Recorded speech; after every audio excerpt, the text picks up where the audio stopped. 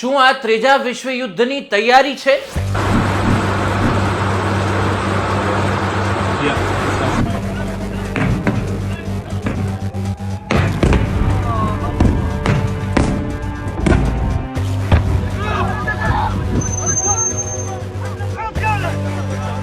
ઈરાને Israel પર 200 ballistic missile ધડાધડ છોડી.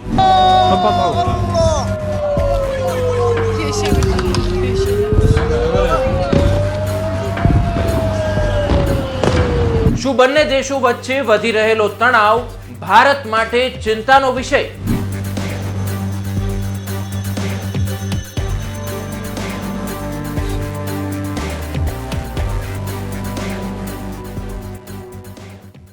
નમસ્કાર, આપ જોઈ રહ્યા છો અવર રાજકોટ અને હું છું આપની સાથે ભાવેશ. ઈરાન અને ઇઝરાયલ વચ્ચે તણાવ વધી રહ્યો છે.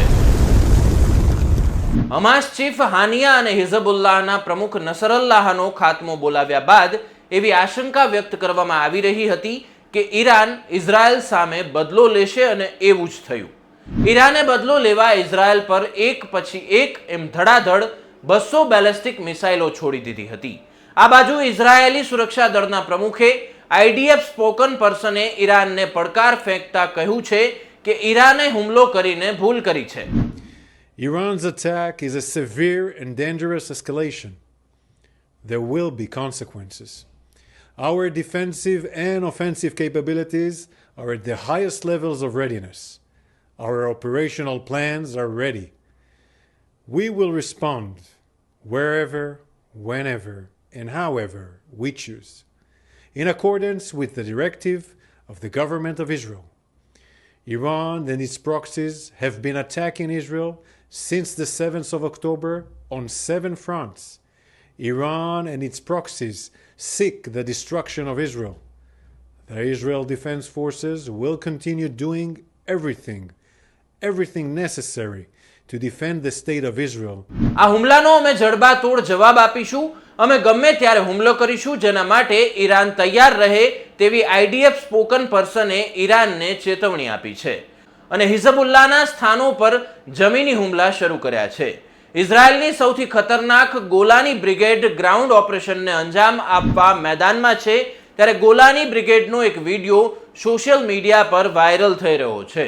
વિડીયોમાં ઇઝરાયલની સૌથી ખતરનાક બ્રિગેડના સૈનિકો એકબીજા સાથે હાથ મૂકેલા જોવા મળે છે અને ઓપરેશન પહેલા અને યોગ્ય બદલો લેવા સંકલ્પ લઈ રહ્યા છે.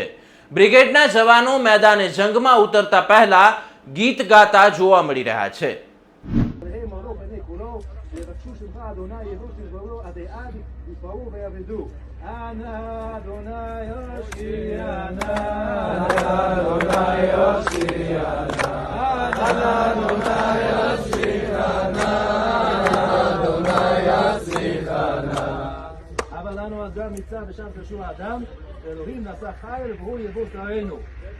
יברכך אדוני וישמרך. יאר אדוני פניו אליך ויחונך. יישא אדוני פניו אליך וישם לך שלום. אמן.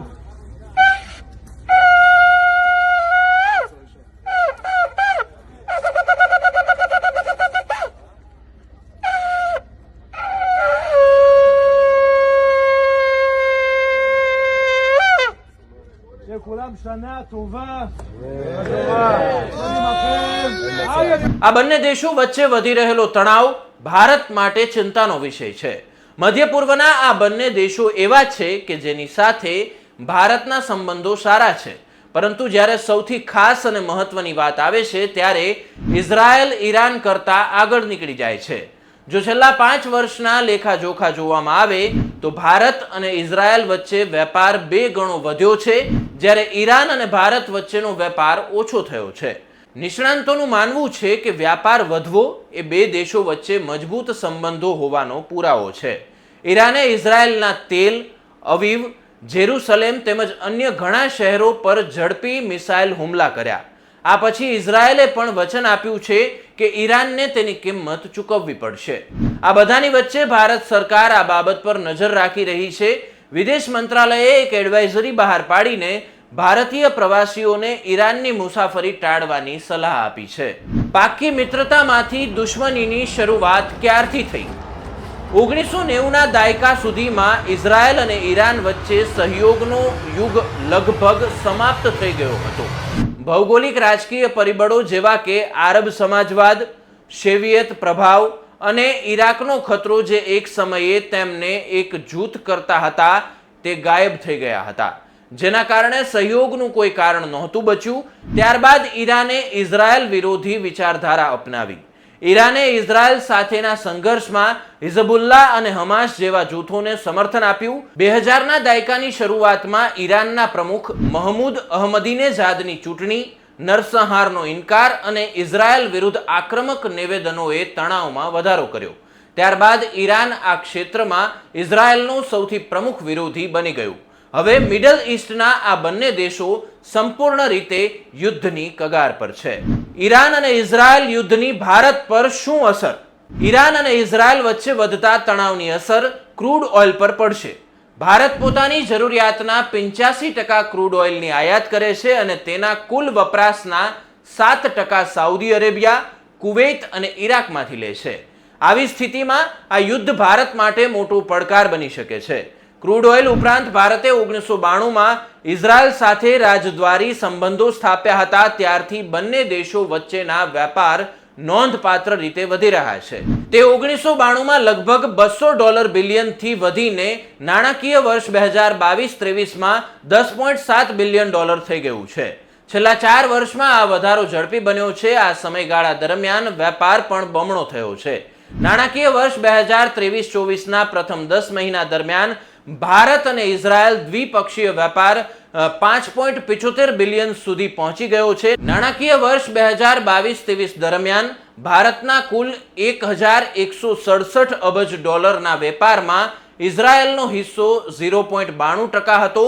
આ રીતે તે ભારતનો 32મો સૌથી મોટો વેપાર ભાગીદાર બન્યો. ત્યારે વિદેશ મંત્રાલય MEA અનુસાર ભારત એશિયામાં ઇઝરાયલનો બીજો સૌથી મોટો વેપાર ભાગીદાર છે. તે વૈશ્વિક સ્તરે 7મો સૌથી મોટો વેપારી ભાગીદાર છે. નિષ્ણાંતોનું કહેવું છે કે ઈરાન અને ઇઝરાયલ વચ્ચેના યુદ્ધની અસર ભારતીય અર્થવ્યવસ્થા પર પણ પડી શકે છે. બીજી તરફ ભારત માટે લાંબા સમય સુધી તટસ્થતાવાળી નીતિ પર બન્યા રહેવું મુશ્કેલ થઈ શકે છે. જો ભારત ઇઝરાયલ સાથે પોતાના સંબંધો બનાવવાના પ્રયાસો કરશે તો ઈરાન સાથે સંબંધો વધુ વણસી શકે છે. અને જો ભારતે ઈરાન સાથે નિકટતા દેખાડી તો તેને ઇઝરાયલની સાથે સાથે અમેરિકાની નારાજગીનો પણ સામનો કરવો પડી શકે છે. તો આ સમગ્ર બાબતને લઈ અને તમારા મંતવ્ય મુજબ આ યુદ્ધનો અંત આવશે કે કેમ તે કમેન્ટ બોક્સમાં અચૂકથી જણાવશો. ન્યૂઝ રિલેટેડ આવા જ વિડીયો જોવા માટે આપ અવર રાજકોટની યુટ્યુબ ચેનલને સબસ્ક્રાઇબ કરવાનું ભૂલશો નહીં. નમસ્કાર.